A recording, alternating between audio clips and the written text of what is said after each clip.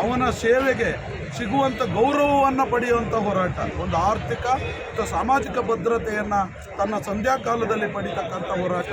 ಇದು ಹೋರಾಟ ನಿನ್ನೆ ಮೊನ್ನೆ ಹುಟ್ಟಿರುವಂಥದ್ದಲ್ಲ, 8 ವರ್ಷದಿಂದ ನಡೀತಕ್ಕಂಥ ಈ ಹೋರಾಟ ಬರೀ ಕರ್ನಾಟಕಕ್ಕೆ ಸೀಮಿತವಾಗಿರುವಂಥದ್ದಲ್ಲ, ಇಡೀ ಭಾರತಕ್ಕೆ ಸೀಮಿತವಾಗಿರುವಂಥ.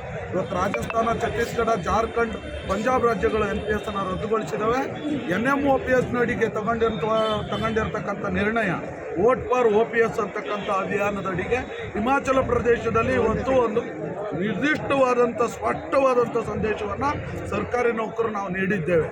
ಏನು ಅಂತ ಹೇಳಿದ್ರೆ, ಸರ್ಕಾರಿ ನೌಕರು ತಟಸ್ಥ ವರ್ಗ ನಿಜ, ಆದರೆ ನಮ್ಮ ಗೌರವಕ್ಕೆ, ನಮ್ಮ ಬದುಕಿಗೆ ನಮಗೆ ಅಭದ್ರತೆ ಉಂಟಾದಾಗ, ಅದಕ್ಕೆ ಕುಂದುಂಟಾದಾಗ ನಾವು ಸಂವಿಧಾನಬದ್ಧವಾದಂಥ ಹಕ್ಕನ್ನು ನಾವು ಅತ್ಯಂತ ಗಟ್ಟಿಯಾಗಿ ಚಲಾಯಿಸ್ತೀವಿ ಅನ್ನುವಂಥ ಸಂದೇಶವನ್ನು ಹಿಮಾಚಲ ಪ್ರದೇಶದಲ್ಲಿ ಕೊಟ್ಟಿದ್ದೇವೆ. ಕರ್ನಾಟಕದಲ್ಲೂ ಕೊಡೋದಕ್ಕೆ ಭೂಮಿಕೆಯನ್ನು ರೆಡಿ ಮಾಡಿದ್ದೇವೆ. 1 ತಿಂಗಳಿಂದ ವೋಟ್ ಫಾರ್ OPS ಅಭಿಯಾನ. ಈ ಸಾರಿ ನಮ್ಮ ಓಟು ಯಾರು OPSಗಾಗಿ ನಮ್ಮ ಜೊತೆ ನಿಲ್ತಾರೋ ಅವರಿಗಾಗಿ ಅಂತೇಳಿ ನಿರ್ಧಾರ ಮಾಡಿದ್ದೇವೆ. ಇವತ್ತು 30 ಲಕ್ಷ ಜನ, ಇಡೀ 224 ಜನ, 224 MLA ಕ್ಷೇತ್ರದಲ್ಲಿ ಕನಿಷ್ಠ 2000ದಿಂದ 5000 ಜನರು ಇವತ್ತು ವೋಟ್ ಫಾರ್ OPSಗೆ ವೋಟ್ ಹಾಕೋದಕ್ಕಾಗಿ ನಾವು ನಿರ್ದೇಶ ಆಗಿದ್ದೇವೆ.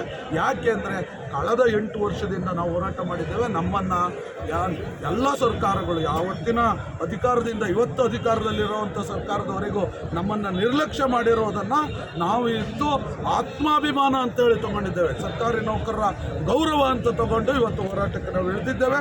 ಈ ಹೋರಾಟ ತಾರ್ಕಿಕ ಹಂತಕ್ಕೆ ನಾಡುತ್ತೆ. ಸರ್ಕಾರ ನಮ್ಮ ಹೋರಾಟವನ್ನು ಪರಿಗಣಿಸಿ ಚರ್ಚೆಗೆ ತಗೊಂಡಿದೆ. ಆದರೆ ಚರ್ಚೆಗೆ ತಗೊಂಡಿರೋದೇ ರಿಸಲ್ಟ್ ಅಲ್ಲ, ಚರ್ಚೆ ಆಗಬೇಕು.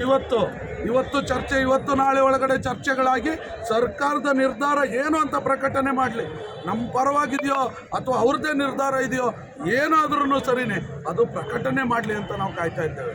ನಾವು ಇವತ್ತು ಆ ನಿಟ್ಟಿನಲ್ಲಿ ನಮ್ಮ ಹೋರಾಟ ಅಹೋರಾತ್ರಿ, ಅನಿರ್ದಿಷ್ಟಾವಧಿ ಹೋರಾಟ. ಏನೇ ಬರಲಿ, ಯಾವುದೇ ನ್ಯಾಚುರಲ್ ಕೆಲಾಮಿಟಿ ಬರಲಿ, ಇವತ್ತು ನಿನ್ನೆನೂ ಕೂಡ ಇಡೀ ದಿವಸ ಇಡೀ ವೇದಿಕೆ ನೆಂದಿದೆ. ನಾವು ವೇದಿಕೆಯನ್ನು ಬಿಟ್ಟು ತೊಳೆದಿಲ್ಲ, ನಮ್ಮ ಸ್ನೇಹಿತರು ನಾವು ಇದ್ದೀವಿ. ಹಾಗೆಯೇ ಈ ಹೋರಾಟಕ್ಕೆ ಒಂದು ಗಟ್ಟಿ ಭರವಸೆ ಸಿಗುವವರೆಗೆ ನಾವು ಈ ಹೋರಾಟದಲ್ಲಿ ಮುಂದುವರಿಯೋದು ಸತಸಿದ್ಧ ಅನ್ನುವಂಥ ಮಾತನ್ನು ಈ ಸಂದರ್ಭದಲ್ಲಿ ಎಲ್ಲ ಸರ್ಕಾರಕ್ಕೂ ಕೂಡ ಮತ್ತು ನೌಕರರು ಕೂಡ, ಅತ್ಯಂತ ಹೆಚ್ಚಿನ ನೌಕರರು ಇವತ್ತು ನಮ್ಮ ಸ್ವಾಭಿಮಾನದ ಹೋರಾಟಕ್ಕೆ ಈ ಮೂಲಕ